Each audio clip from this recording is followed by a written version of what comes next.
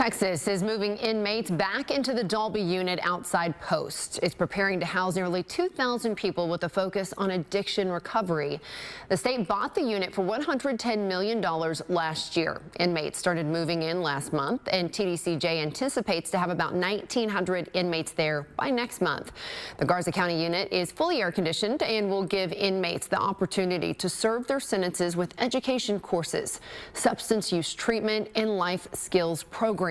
That includes new intro to construction and RV service technician programs to give inmates workforce skills after they serve their sentence. The Recovery Housing Opportunity Program is aimed at breaking addiction and promoting healthier living, including special dorms at maintaining sobriety. TDCJ will hold a grand opening ceremony in 2 weeks.